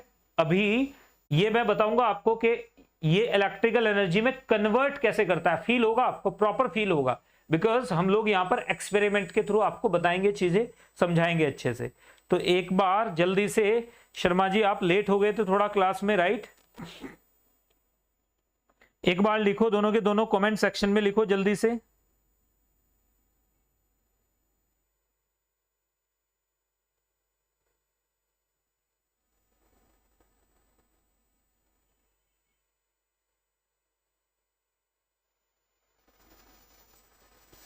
जी कहां तक पहुंचे? यस क्लियर है, तो आपको भी क्लियर है, दोनों को क्लियर है। चलिए आगे बढ़ जाते हैं। यहां पर देखिएगा बेटा, अब हमने आगे बढ़े, अब हम बात करेंगे इलेक्ट्रोड पोटेंशियल की। ये सेल काम कैसे करती है, क्या बीमारी होती है इन्हें काम करने की? आप मेरे साथ जरा एक बार ध्यान से देखिएगा और फील करना है इस चीज को। अभी अगले 10 मिनट में ये सारी जो भी बकबक करने वाला हूं इसको आपने फील करना है। यहां पर देखो हमारे पास क्या है, हमारे पास कुछ ऐसे सब्सटेंसेस होते हैं जो इलेक्ट्रॉन देना चाहते हैं, और कुछ ऐसे सब्सटेंसेस होते हैं जो इलेक्ट्रॉन लेना चाहते हैं। तो एक बार फिर से सुनिए, कुछ ऐसे सब्सटेंसेस होते हैं जो इलेक्ट्रॉन देना चाहते हैं और कुछ ऐसे हैं जो इलेक्ट्रॉन लेना चाहते हैं। मतलब इट इज ऑलवेज रिलेटिव। मतलब मैं ऑक्सीडाइजिंग एजेंट हूं, यार मैं बोल दूं कि मैं ऑक्सीडाइजिंग एजेंट हूं, इट इज, मतलब आप मान के चलिएगा ये एक वेग स्टेटमेंट हो जाएगा, क्योंकि विद रिस्पेक्ट टू व्हाट, किसके रेस्पेक्ट में मैं इलेक्ट्रॉन गेनर हूं, किसके रेस्पेक्ट में मैं इलेक्ट्रॉन डोनर हूं। जब तक आप फ्रेम ऑफ रेफरेंस नहीं बताओगे आप ये नहीं बता सकते कि ये ऑक्सीडाइज होगा कि रेड्यूस होगा। अब जरा ध्यान से देखो, मेरे पास एक मेटल है, मेरे पास एक मेटल है, मैंने मान लिया मेरे पास, बहुत इजी लेके चलूंगा, मेरे पास एक मेटल है, मैंने मान लिया M है, ये मेटल M है। तो मेटल का काम क्या होता है बच्चे बताइए जरा एक बार? मेटल का काम होता है कि वो इलेक्ट्रॉन लूज कर दे। This is what metal is all about. इसने क्या किया, M प्लस N में कन्वर्ट हो गई और ये क्या बनाती है, N इलेक्ट्रॉन दे देता है। तो यहां पर ये मेटल आयन है और ये हमारे पास एटम है, ये हमारे पास एटम है और ये आयन है। तो आपको ये तो क्लियर है कि दोनों की स्टेबिलिटी में डिफरेंस होगा। ऐसा तो नहीं हो सकता कि मेटल एटम जितना स्टेबल है उतना ही स्टेबल मेटल आयन भी हो, ये तो पॉसिबल नहीं है। दोनों की स्टेबिलिटी में कुछ तो डिफरेंस आएगा भाई। जिंक प्लस 2 के बराबर स्टेबल नहीं हो सकता, कॉपर प्लस 2 के बराबर स्टेबल नहीं हो सकता, दोनों की स्टेबिलिटी में डिफरेंस आएगा। अब यहां पर हमारे पास 2 कंडीशन लग जाएंगी। चलिए पहली कंडीशन मान के चलते हैं, अपन मान के चलते हैं केस 1 है हमारे पास, क्या है, केस 1। यहीं पर हम क्या लेके चल लेते हैं, केस 2। देखो आपको दोनों बातें अच्छे से समझ में आनी चाहिए। केस 1 हमारे पास क्या है और केस 2 हमारे पास क्या है, इसके बारे में डिटेल में एक बार आपको बताता हूं। ध्यान से देखो और समझने की कोशिश भी करो। केस 1 क्या है हमारे पास और केस 2 क्या है। केस 1 एंड केस 2, इन दोनों के बारे में डिटेल में अपन बात करेंगे। तो केस 1 हमने मान लिया हमारे पास क्या है जी, हमने मान लिया हमारे पास metal is more stable, metal ion is more stable than metal, मतलब मेटल आयन मीडियम के अंदर, पानी के अंदर मेटल आयन से कम स्टेबल है, मेटल आयन ज्यादा स्टेबल है। तो मतलब समझ गए, नेचुरल अर्ज होगी इसकी इसमें कन्वर्ट होने की। दूसरी कंडीशन में क्या हो गया, उल्टा हो गया, हमारे पास मैंने मान लिया यहां पर हमारे पास M is more stable then M+। Clear है? तो जरा एक सेकंड के लिए ध्यान से दोनों को अलग अलग मान लेते हैं, इन्हें इन दोनों को अलग अलग मान लेते हैं, वरना तो आप बाद में बोलेंगे सर ये तो दोनों मेटल ही हो गए, ये कैसे हो सकता है जी। इन दोनों को अलग अलग मान लेते हैं। मैंने मान लिया ये मेरे पास एक मेटल है N which is more stable then N+N, ठीक है। तो ये एक मेटल ये है N और ये एक मेटल है हमारे पास M। अब देखो, अब हमने क्या किया, अब हमने, प्लीज नोट कीजिएगा, अब हमने एक सॉल्यूशन लिया, अब हमने एक सॉल्यूशन लिया, देखो ये एक सॉल्यूशन है बेटा, ये हमने एक सॉल्यूशन लिया, इस सॉल्यूशन में हमने मेटल आयंस को फिल कर दिया। इस सॉल्यूशन में मैंने क्या किया, आप प्लीज ध्यान से देखते जाना, यहां पर मैंने क्या कर दिया, मेटल आयंस को फिल कर दिया M+N। कॉन्सेंट्रेशन मैंने मान ली C1 है, कॉन्सेंट्रेशन मैंने क्या मान ली C1 है, मेटल आयंस को फिल कर दिया। अभी तक कोई रॉकेट साइंस नहीं है। दूसरे में देखो जरा एक बार, मैंने यहां पर एक डब्बा लिया और इस डब्बे के अंदर मैंने N के मेटल आयंस को फिल कर दिया, N के मेटल आयंस को फिल कर दिया। कैसे फिल कर दिया, यहां पे मैंने मेटल आयंस को फिल किया। प्लीज नोट कीजिए द होल आइडिया, यहां पर क्या है N+N, ये एक सॉल्ट है कोई भी, जैसे यहां पे जिंक सल्फेट ले लें, यहां पे कॉपर सल्फेट ले लें, यहां पे मैंने जिंक सल्फेट ले लिया, यहां पे मैंने कॉपर सल्फेट ले लिया। अब देखो जरा एक बार प्लीज ध्यान से देखना, मैंने जानबूझ के जिंक और कॉपर नहीं लिया ताकि आपको जनरलाइज करने में आसानी हो जाए। अब ये क्या होगा, अगर मैं इसके बीच में, अगर मैं इसके बीच में, मुझे बताइए जरा एक बार शर्मा जी, ये बात क्लियर के नहीं क्लियर, अगर मैं इसके बीच में यहां पर एक रॉड प्लेस कर दूं, मैंने यहां पर एक मेटल रॉड प्लेस कर दी बेटा, मैंने यहां पर एक मेटल रॉड प्लेस कर दी, मैंने यहां पर एक मेटल रॉड प्लेस कर दी, ठीक है, मैंने यहां पर क्या किया, एक मेटल रॉड प्लेस कर दी, क्या किया, एक मेटल रॉड प्लेस कर दी। यहां पर भी मैंने क्या किया, एक मेटल रॉड प्लेस कर दी, यहां पर भी मैंने क्या किया, एक मेटल रॉड को प्लेस कर दिया। ये हमारे पास मेटल रॉड है, इसको हमने प्लेस कर दिया, ये हमारे पास एक मेटल रॉड है जिसको मैंने प्लेस कर दिया है। क्लियर है, दिख रहा है आपको, दोनों क्लियर है बिल्कुल। यहां पर मैंने मान ली ये मेरे पास कौन सी मेटल रॉड है, ये मेटल रॉड है मेरे पास मेटल M, और ये मेरे पास क्या है, मेटल रॉड, ये मेरे पास मेटल रॉड है। बहुत ध्यान से देखना, ये अंडू कर लेते हैं एक बार, क्योंकि थोड़ा बड़ी रॉड ले लेते हैं, थोड़ा सा बड़ी रॉड ले लेते हैं, थोड़ा बड़ी रॉड ले लेते हैं, सेलेक्ट करके भी कर सकते हैं बड़ा, तो इसे हम थोड़ा बड़ी रॉड में मैं बताऊंगा आपको कि हमने क्या क्यों ली बड़ी रॉड। तो यहां पर देखिएगा, बड़ी रॉड मैंने क्यों ली है इसके बारे में बात करूंगा अभी आपसे। यहां पर देखिए जरा, यहां पर मैंने मेटल रॉड ले ली है, मेटल रॉड को फिल कर देते हैं, कोई भी कलर ले लीजिए, व्हाइट से फिल कर दिया मैंने, और यहां पर वापस से इसे बना दिया। फील करना बच्चों, इसे पढ़ाने में थ्योरी नहीं है, समझना है। यहां पर अगर ये समझ में नहीं आया तो पूरी इलेक्ट्रोकेमिस्ट्री उड़ जाएगी। अब जरा ध्यान से देखो, यहां पर मैंने मेटल रॉड जो रखी है, तो मेटल ऐसे एग्जिस्ट करती है। मेटल कैसे एग्जिस्ट करती है बताइए जरा एक बार, मेटल के अंदर क्या होता है, मेटल कैसे एग्जिस्ट करती है, मेटल के अंदर एटम होंगे और आयंस होंगे, कर्नेल्स होंगी। मेटल कैसे एग्जिस्ट करती है, M+N और N इलेक्ट्रॉन्स, ऐसे ही M+N एंड N इलेक्ट्रॉन्स, फिर ऐसे ही क्या आ जाएगा, N electrons M+N, N electrons M+N, ऐसे ही एग्जिस्ट करती है ना मेटल।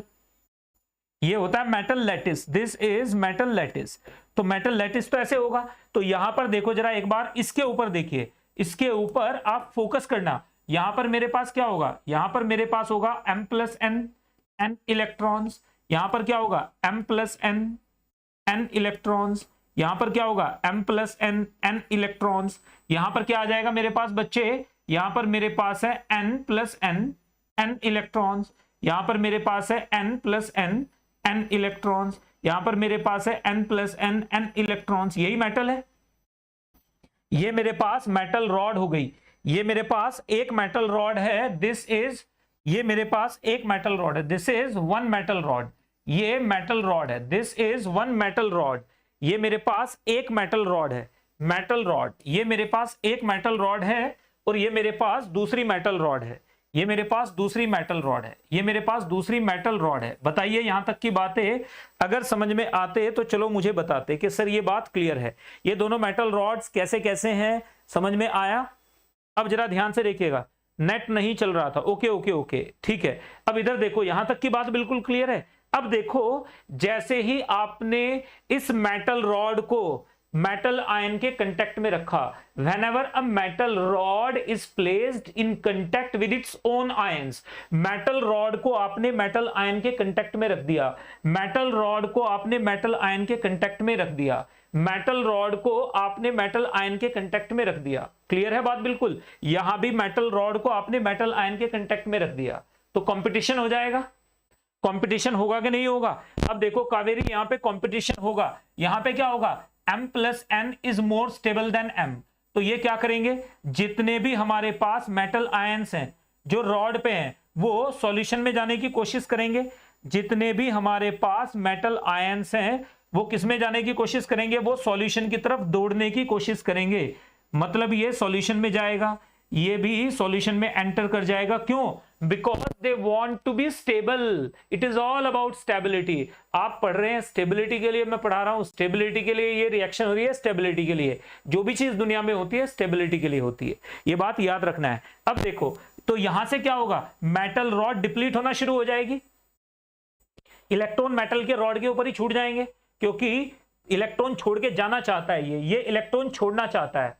तो यहां से क्या हो जाएगा, थोड़ी देर के बाद क्या हालत हो जाएगी, थोड़ी देर के बाद, आप प्लीज ध्यान से देखिएगा, थोड़ी देर के बाद आपको यह बात याद रखनी है। ये जो हमारे पास मेटल रॉड थी, ये जो हमारे पास पूरी की पूरी मेटल रॉड थी, ये जो हमारे पास पूरी की पूरी मेटल रॉड थी, ये क्या हो जाएगी, थोड़ी देर के बाद ये किस में कन्वर्ट हो जाएगा, ये कन्वर्ट हो जाएगा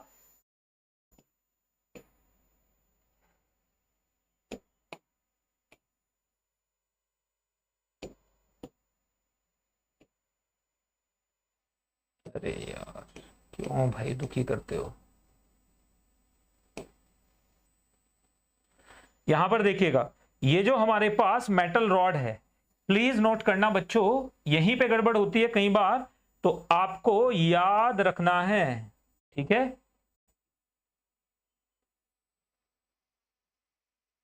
क्लोन तो करो भाई।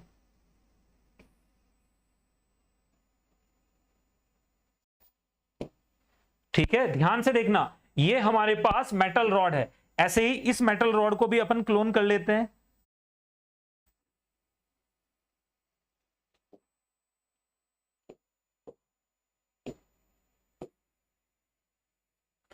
इस मेटल रॉड को भी अपन क्लोन कर लेते हैं। हमने इसे भी क्लोन कर डाला, हमने इसे भी क्लोन कर डाला, हमने इसे भी क्लोन कर डाला, और हम इसे कहां पे ले गए, हम इसे यहां पर ले आए। ठीक है, क्लियर है बात बिल्कुल। अब देखो जरा एक बार, दोनों मेटल रॉड हमारे सामने हैं। अब इन मेटल रॉड पे आप बहुत ध्यान देना, क्योंकि समझने वाली चीज है।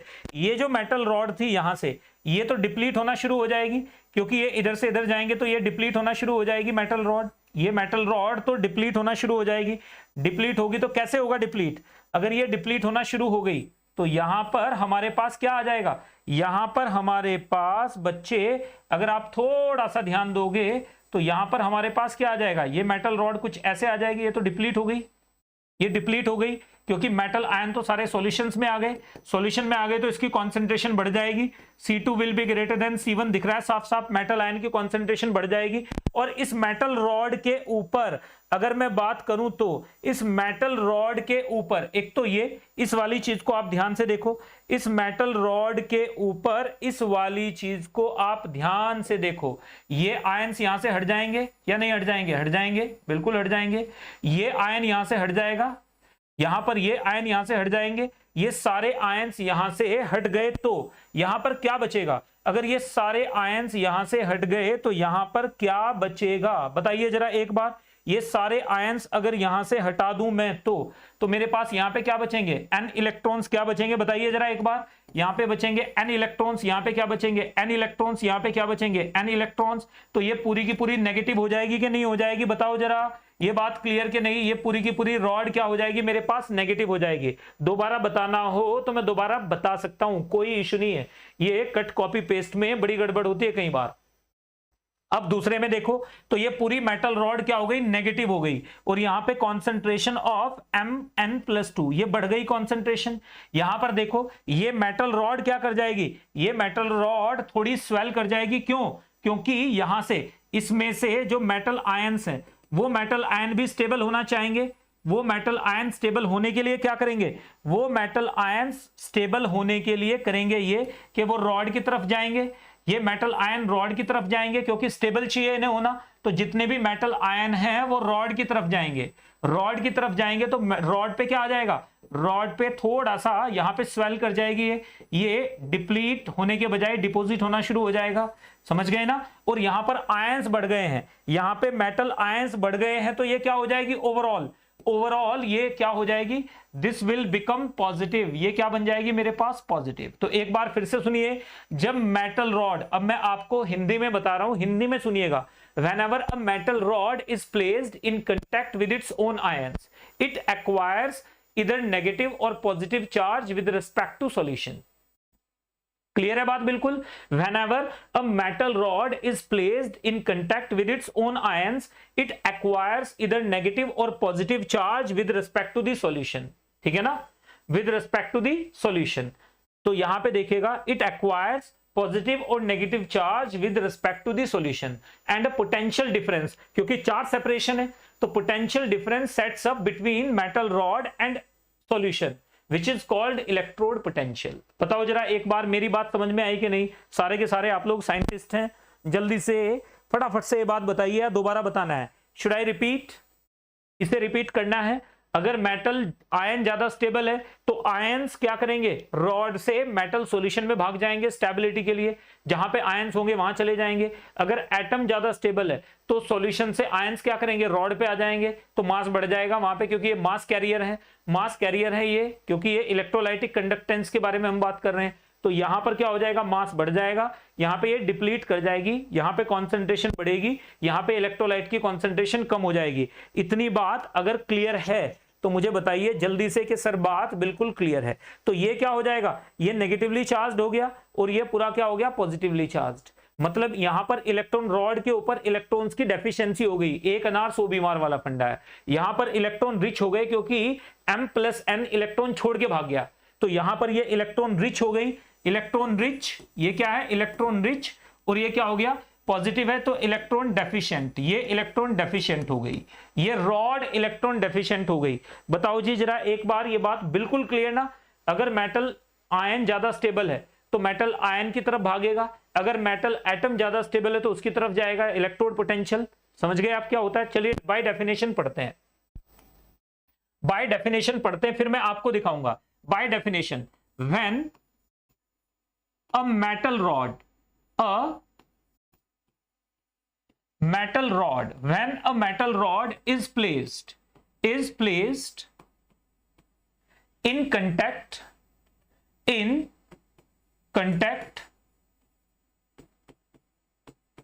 with its ions, it acquires, क्या कर लेती है, acquires either positive or negative charge, or negative charge,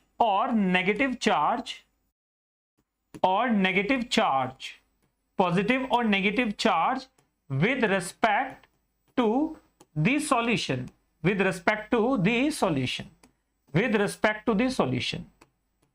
and a potential difference, potential का मतलब चार्ज सेपरेशन की वजह से, potential difference sets up between rod and solution, which is called which is termed as is referred as TERMED, termed as electrode potential. उसे क्या बोला जाता है? इलेक्ट्रोड पोटेंशियल बोलते हैं, which is termed as electrode potential. इसे electrode potential कहते हैं। अब जरा एक बार के लिए ध्यान से देखना, इलेक्ट्रोड पोटेंशियल, इलेक्ट्रोड पोटेंशियल क्या हो जाएगा पहले समझ लेना, फिर आप इसमें आगे बढ़ना। पहले समझना, डिटेल में समझना इलेक्ट्रोड पोटेंशियल क्या हो जाएगा। अब ध्यान से देखिएगा, ये क्या करेगा, ये हमारे पास एक रॉड है, यहां पर ये हमारे पास एक सॉल्यूशन है बच्चे। इस सॉल्यूशन के अंदर हमने एक रॉड यहां पर रखी है, बहुत ध्यान से देखना। इस सॉल्यूशन के अंदर मैंने यहां पर एक रॉड लगा दी है, जिंक रॉड लगा दी है। सपोज मैंने यहां पर क्या कर दिया है, एक जिंक रॉड ले ली है जो कि डिप्लीट कर गई है। एक जिंक रॉड मैंने यहां पर ली जो कि डिप्लीट कर गई, जिंक रॉड मैंने यहां पर ली जो कि डिप्लीट कर गई। ये क्या है? जिंक रॉड, ये जिंक रॉड है, ये नेगेटिवली चार्ज हो गई, यहां पर नेगेटिव चार्ज है, दिख रहा है आपको साफ साफ, क्योंकि इलेक्ट्रॉन ज्यादा है तो नेगेटिव चार्ज है, तो ये डिप्लीट हो गई है। ये जिंक रॉड है, डिप्लीट हो गई है, तो ये क्या करेगी, इसके पास इलेक्ट्रॉन ज्यादा है। जब आप ज्यादा खा लेते हैं तो क्या होता है? उल्टी। तो बिल्कुल वैसे ही ये करने की कोशिश करेगी, it will try to vomit electrons. अगर कोई इलेक्ट्रॉन लेने वाला आ जाए तो इसकी तो बल्ले बल्ले हो गई, क्योंकि इसके पास इलेक्ट्रॉन बहुत ज्यादा है। इलेक्ट्रॉन बहुत ज्यादा होने की वजह से कटायंस सॉल्यूशन में एंटर नहीं कर रहे हैं, तो ये क्या करेगा, ये इलेक्ट्रॉन को बाहर की तरफ क्या करेगा, इलेक्ट्रॉन को बाहर की तरफ क्या करेगा, पुश करेगा।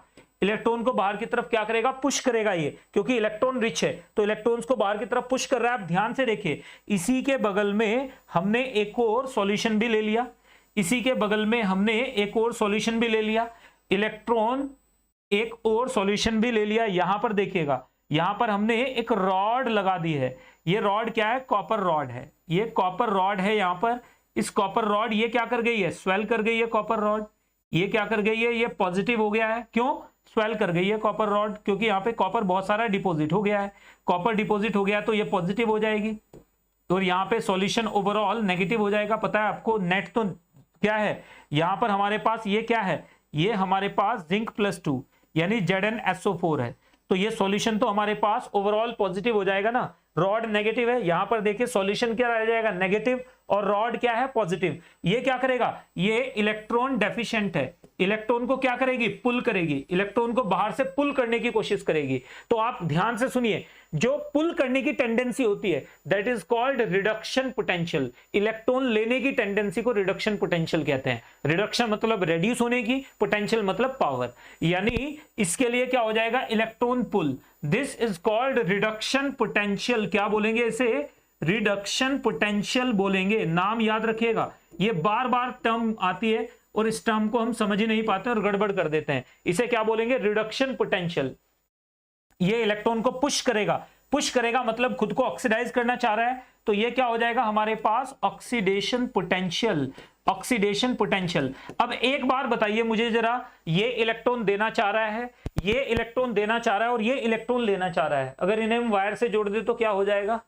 एक बार कावेरी शर्मा जी, ठीक है ना, यहां पे जल्दी से एक बार बोलिएगा फटाफट से कि यहां पे हमारे पास, देवांश आप भी बताइए, यहां पर हमारे पास क्या हो जाएगा, ठीक है ना। मिस्टर झा फटाफट से बताइए, यहां पर हमारे पास क्या हो जाएगा, ये इलेक्ट्रॉन देना चाहता है, ये इलेक्ट्रॉन लेना चाहता है। अगर हम इन्हें एक वायर से जोड़ दे तो इलेक्ट्रॉन फ्लो करेंगे कि नहीं करेंगे, बताइए मुझे जरा कमेंट सेक्शन में। अगर हम इन्हें वायर से जोड़ दें तो क्या हो जाएगा, अगर हम इन्हें वायर से जोड़ दें तो क्या हो जाएगा, ये इलेक्ट्रॉन डोनेट करना चाहता है, ये इलेक्ट्रॉन लेना चाहता है, तो स्पॉन्टेनियसली इलेक्ट्रॉन क्या हो जाएंगे, एक पुश कर रहा है इलेक्ट्रॉन्स को और दूसरा पुल कर रहा है, तो पुश प्लस पुल ऐड हो जाएंगे, एक ही डायरेक्शन में। तो इलेक्ट्रॉन, अगर मैं इसे यहां से जोड़ दूं, अगर मैंने इसे कनेक्ट कर दिया, अगर मैंने इसे रॉड को कनेक्ट कर दिया, अगर मैंने इसे कनेक्ट कर दिया, अगर मैंने कनेक्ट कर दिया, तो इलेक्ट्रॉन मूव करना शुरू कर देंगे। यहां से इलेक्ट्रॉन क्या होंगे, इलेक्ट्रॉन यहां से क्या होगा, आउट, और यहां पे इलेक्ट्रॉन क्या हो जाएगा, इलेक्ट्रॉन इन। तो इलेक्ट्रॉन इन, यहां पे इलेक्ट्रॉन आउट, सर्किट में करंट फ्लो करना शुरू कर देगा, सर्किट में करंट फ्लो करना शुरू कर देगा, तो इलेक्ट्रिकल क्या आ गया हमारे पास, करंट, तो इलेक्ट्रिकल एनर्जी आ गई। इसे आप यूज कर सकते हो, इसे आप यहां पर अगर आपने बल्ब लगा दिया तो वो बल्ब लिटअप हो जाएगा, जलना शुरू हो जाएगा, दिख जाएगा आपको। आगे बढ़िएगा, तो यहां पर अगर आप गैल्वेनो, यहां पर अगर आपने क्या किया, वोल्टामीटर लगाया, तो उसमें डिफ्लेक्शन आना शुरू हो जाएगा। डिफ्लेक्शन आना शुरू हो जाएगा तो हमारे पास क्या होगा, ये इसे पुश कर रहा है, पुश को कहते हैं ऑक्सीडेशन पोटेंशियल। इलेक्ट्रॉन के देने की टेंडेंसी को, इलेक्ट्रॉन देने की टेंडेंसी को ऑक्सीडेशन पोटेंशियल, इलेक्ट्रॉन लेने की टेंडेंसी को रिडक्शन पोटेंशियल। एक बार फिर से, ability to donate electrons oxidation potential, ability to gain electron reduction potential. अगर कॉन्सेंट्रेशन 1 दी गई है, आपको टेम्परेचर 25 डिग्री सेल्सियस दिया गया, तो उसे बोलेंगे standard reduction potential, standard oxidation potential. तो यही चीजें आपको अभी मैं बताने वाला हूं। अब ध्यान से देखिएगा, अगर यहां पे मैं एक ऐसी मेटल जोड़ दूं, प्रवीण फील करना इस चीज को, यहां पे मैंने एक ऐसी मेटल जोड़ दी जिसपे नेगेटिव चार्ज इससे भी ज्यादा है, तो क्या करेगी, इसी को इलेक्ट्रॉन दे देगी, क्योंकि ओवरऑल ये तो रिलेटिविटी वाला फंडा है ना भाई। अगर मैंने इससे भी पावरफुल रेड्यूसिंग एजेंट यहां पर डाल दिया, ये खुद को ऑक्सीडाइज करना चाह रहा है, यहां पर एक और दूसरा मैंने ले लिया जो खुद को ऑक्सीडाइज ही करना चाहता हो, तो क्या होगा, वो इसे इलेक्ट्रॉन दे देगा, तो ये क्या हो जाएगा, ये ऑक्सीडाइज हो जाएगा उस केस में, और ये रिड्यूस हो जाएगा। समझ रहे हैं ना, इसका मतलब यहां पर आपको थ्योरी ऑफ रिलेटिविटी लगाकर चलना है, वरना तो गड़बड़ हो जाएगी। तो थ्योरी ऑफ रिलेटिविटी के बिना ये चीजें काम नहीं करेंगी, समझ लीजिएगा ये बात, समझ रहे हैं ना। तो यानी it is all about theory of relativity. तो यहां पर मैं 1 बाय 1 आपको करके दिखाता हूं, जरा ध्यान से देखो, जोड़ के दिखाता हूं, ध्यान से देखना जरा। एक बार थोड़ा बड़ा बड़ा कर रहा हूं इस बार, ताकि आप लोगों को ये नजर आ जाए। नजर आना बहुत जरूरी है, वरना तो गड़बड़ हो ही जाती है। नजर आना बहुत जरूरी है। ये हमारे पास एक हो गया, ठीक है, हमने एक लिया और इसको हमने क्या किया, इसको हमने फ्रेम कर डाला, इसको हमने फ्रेम कर डाला। फ्रेम कर लेते हैं, चलिए फ्रेम कर लेते हैं, ये आ गया हमारे पास। अब इसे क्लोन भी कर लेते हैं, क्लोन करके ये हमारे पास दूसरा आ गया यहीं पे, ठीक है। इसको हमने यहां पर, इसको हमने फ्रेम कर लिया, फ्रेम पहले से ही है ये। अब चलिए जल्दी से आगे बढ़ जाते हैं। यहां पर देखिएगा, इस पे हमने क्या किया, यहां पर हमने रिडक्शन पोटेंशियल, दोनों आपको नजर आ रहे हैं, दोनों के दोनों बॉक्सेस। अब इन दोनों बॉक्सेस में हमने क्या किया, यहां पर प्लीज नोट कीजिएगा, इन दोनों बॉक्सेस के अंदर हमने क्या किया बच्चों, यहां पर एक रॉड लगा दी। बहुत ध्यान से देखिएगा, एक रॉड लगा दी, ये लगा दी रॉड। इस रॉड को मैंने यहां पर क्लोन कर डाला, क्लोन कर लिया, यहां पर ये रॉड रख दी, ठीक है। अब जरा ध्यान से देखिएगा, इसको फिल कर देते हैं रॉड को, ये रही हमने फिल कर दी, ठीक है, फिल कर लेते हैं पूरा।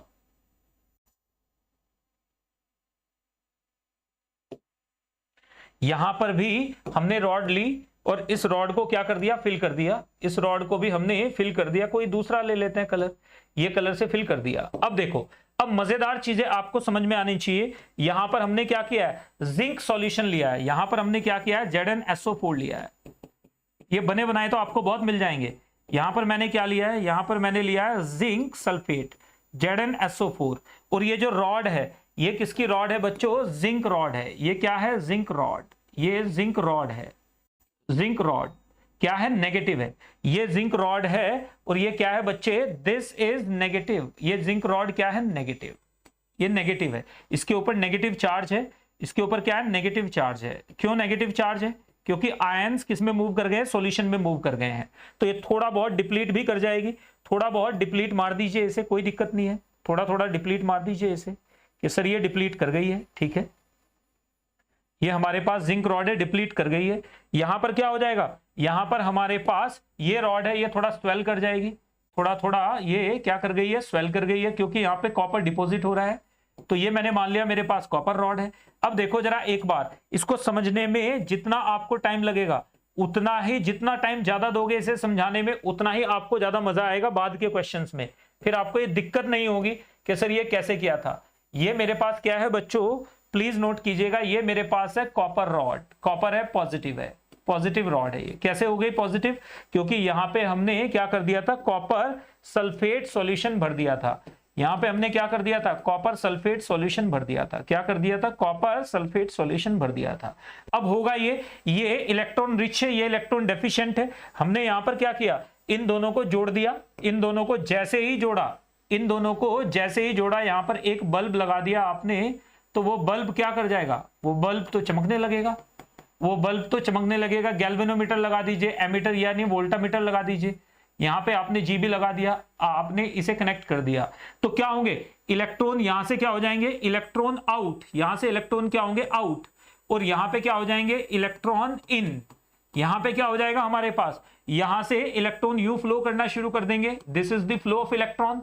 आप ध्यान से देखिएगा इसमें, इस सॉल्यूशन के अंदर, इस सॉल्यूशन के अंदर यहां पर इलेक्ट्रॉन फ्लो करना शुरू कर दिए इधर से इधर, तो इधर से इधर क्या हो जाएगा हमारे पास करंट फ्लो करेगा, करंट फ्लो करेगा, समझ गए ना। तो आपको साफ साफ दिख रहा है सर्किट कंप्लीट करते ही यहां पर हमारे पास क्या आ जाएगा, ये तो एनर्जी का प्रोवाइड करना शुरू कर दिया, यानी chemical energy changing into electrical energy. क्यों, ड्यू टू स्पॉन्टेनियस, ये क्या हो जाएगा रेड्यूस हो जाएगा, ये क्या होना हो जाएगा ऑक्सीडाइज, ये क्या हो जाएगा Zn will change into Zn plus two electron, और ये 2 इलेक्ट्रॉन यहां चले जाएंगे। ये कॉपर क्या होगा, कॉपर +2 सॉल्यूशन में से, ये कॉपर +2 का सॉल्यूशन है, कॉपर +2 किस में कन्वर्ट हो जाएगा, कॉपर में कन्वर्ट हो जाएगा रॉड पे जाके, क्योंकि इलेक्ट्रॉन याद रखना है जहां पे इलेक्ट्रॉन का लेन देन होता है that is called rod plus electron, यानी दैट रॉड वेयर लेन देन ऑफ इलेक्ट्रॉन यानी exchange of electrons takes place is called electrode. तो ये क्या हो जाएगी, वो रॉड है जहां पर इलेक्ट्रॉन का लेन देन हो रहा है, ये वो रॉड है जहां पर इलेक्ट्रॉन का लेन देन हो रहा है, इन्हें कहते हैं इलेक्ट्रोड। जहां पे इलेक्ट्रॉन का लेन होता है उसे कहते हैं कैथोड, और जहां पे देन होता है उसे कहते हैं एनोड। याद रखिएगा लेन देन में ये बात याद रखना है, लेन मतलब कैथोड, देन मतलब एनोड, जो इलेक्ट्रॉन देगा वो एनोड होगा हमेशा। तो ये किसकी तरह बिहेव करेगा, ये एनोड की तरह बिहेव करेगा, याद रखिएगा ये किसकी तरह बिहेव करेगा, एनोड की तरह। यहां पर क्या होगा ऑक्सीडेशन, मेरी बात ध्यान से याद रखिएगा, ये कभी गलत नहीं हो सकता, ये ऑक्सीडेशन हो जाएगा। ये किसकी तरह बिहेव करेगा, कैथोड की तरह बिहेव करेगा। और यहां पर क्या हो जाएगा, रिडक्शन हो जाएगा, यस और नो, बताओ जरा एक बार, यहां पर क्या हो रहा है, रिडक्शन हो रहा है। तो हमें पता चल गया यहां पर ऑक्सीडेशन हो रहा है, यहां पर रिडक्शन हो रहा है, क्लियर है बात बिल्कुल। लेकिन अभी भी एक प्रॉब्लम है, आप बताइए प्रवीण यहां पे आपको क्या प्रॉब्लम नजर आ रही है। यहां पर एक प्रॉब्लम है, कौन सी प्रॉब्लम है बताइए जरा एक बार, what is the problem here. यहां पर क्या प्रॉब्लम है जो आपको नजर आ रही है, मुझे बताइए जल्दी से कि क्या प्रॉब्लम है sir, what is the problem. Problem यह है कि जैसे ही 2 इलेक्ट्रॉन यहां से यहां जाएंगे, ये क्या हो जाएगा पॉजिटिव, ये क्या हो जाएगा हमारे पास 2 इलेक्ट्रॉन जाते हैं नेगेटिव, थोड़ी देर बाद ये पॉजिटिव हो जाएगा, ये और नेगेटिव हो जाएगा। तो इन दोनों के बीच में पोटेंशियल डिफरेंस आ जाएगा, क्योंकि चार्ज सेपरेशन है। तो जैसे जैसे पोटेंशियल डिफरेंस बढ़ेगा V = IR, सर्किट क्या हो जाएगा, सेल काम करना बंद कर देगी। इसका मतलब हमें इनर सर्किट कंप्लीट करना पड़ेगा। इनर सर्किट कंप्लीट कैसे करें, ताकि यहां का चार्ज और यहां का चार्ज बैलेंस्ड रहे। यहां पर जैसे ही 2 इलेक्ट्रॉन पहुंचे तो यहां पर चार्ज क्या हो जाए बैलेंस, कटायन पहुंच जाए उसे बैलेंस करने के लिए। कटायन कैसे हो, जो ना इस रिएक्शन में पार्टिसिपेट कर रहे हो ना इस रिएक्शन में पार्टिसिपेट कर रहे हो, उसे कहते हैं सॉल्ट ब्रिज। कल पढ़ाऊंगा आपको मैं सॉल्ट ब्रिज के, आगे से कल बताना शुरू करूंगा, क्योंकि आपकी अभी दूसरी क्लास है तो मुझे अभी आप इसको रैपअप करना पड़ेगा। तो अभी मैं इसे रैपअप कर रहा हूं, कल की क्लास में मैं आगे पढ़ाऊंगा आपको। बच्चों ये देखिएगा, ये सॉल्ट ब्रिज का काम क्या है इसके बारे में कल बात करूंगा कि सॉल्ट ब्रिज क्यों लगाया जाता है, to complete inner circuit. Inner circuit को कंप्लीट करने के लिए सॉल्ट ब्रिज लगाया जाता है।